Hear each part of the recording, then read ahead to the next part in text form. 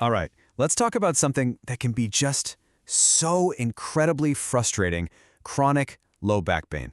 If you've been through it, you know what I mean.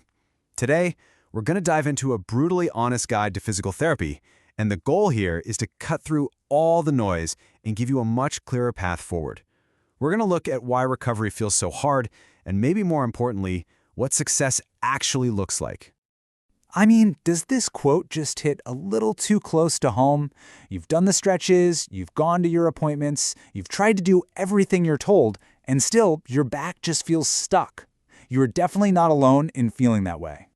And let's get this out of the way right now, because it's the most important message to start with. If you feel like you're just spinning your wheels, even though you're putting in the effort, you are not crazy. Your feelings are 100% valid. This is a tough journey.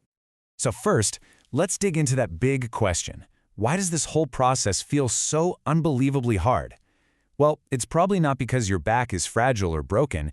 It's usually because our expectations are just way out of line with the reality of how recovery works. Okay, here's a dose of reality that, honestly, is super helpful once you get your head around it. The research is pretty clear. Exercise for chronic back pain gives us small to moderate improvements. Now, I know that doesn't sound like a miracle cure, but in the real world, that's the difference between being trapped on the couch and being able to walk your dog. It's being able to sit through dinner with your family. Those are the wins that actually change your life. And this metaphor, it just perfectly nails it.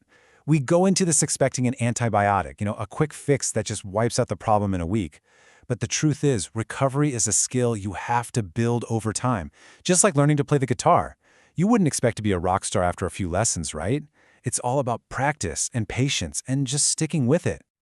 Okay, so if it's not a quick fix, then we have to totally rethink what winning even looks like here. It's got to be about way more than just a number on a pain scale.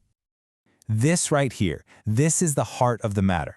We all start physical therapy wanting pain relief. We just want that awful sensation to stop. But true recovery is so much bigger, so much richer than that. It's about building resilience so your back can handle more.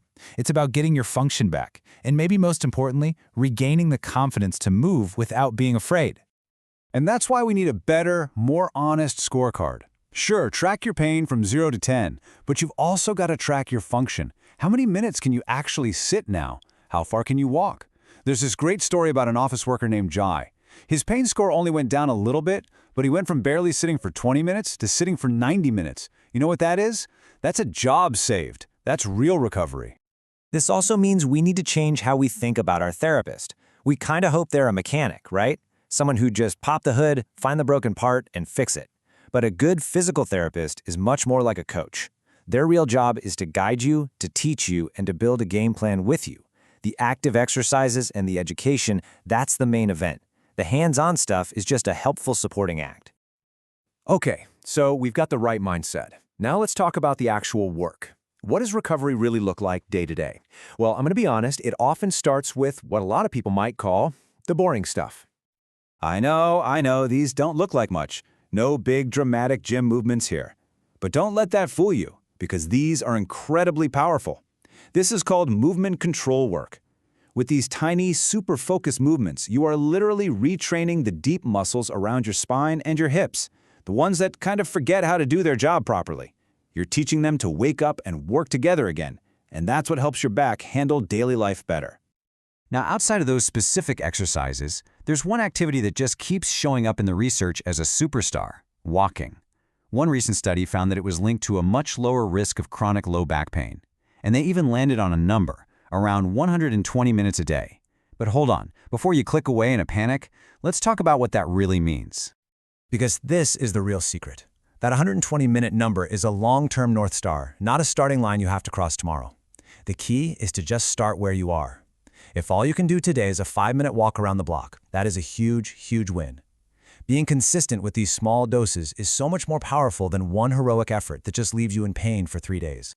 And then, once you've built that foundation, the gentle movements, the consistent walking, then you can start building what you might call your long-term armor.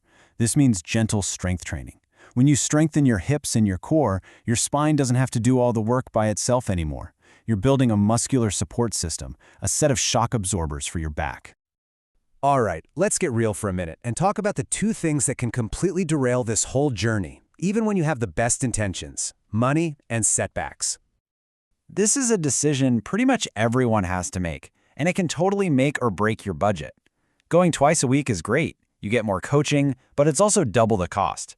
Going once a week saves you a ton of money, but it means you have to be really disciplined at home.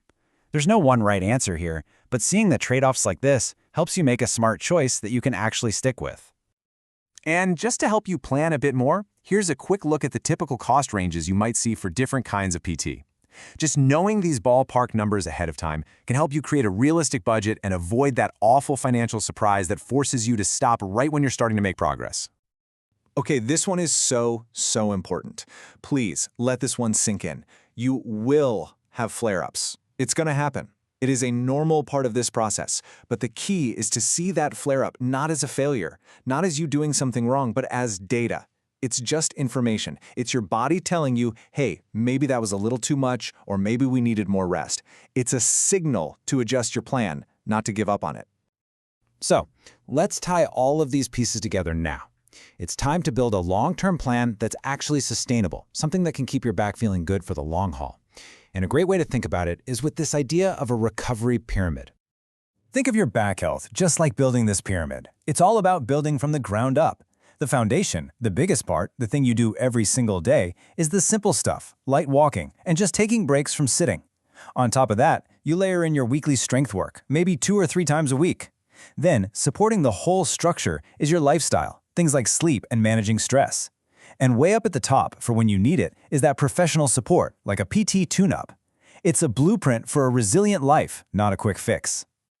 So, that brings us to the final question, and it's really for you. After all of this, don't try to go out and do everything at once. Just ask yourself, what is the one small, manageable step you can commit to for the next 4 weeks? Seriously, maybe it's just a 5-minute walk every day. Maybe it's doing those boring exercises 3 times a week. Whatever it is, that one small step done consistently, that's how this all begins. Thanks for listening.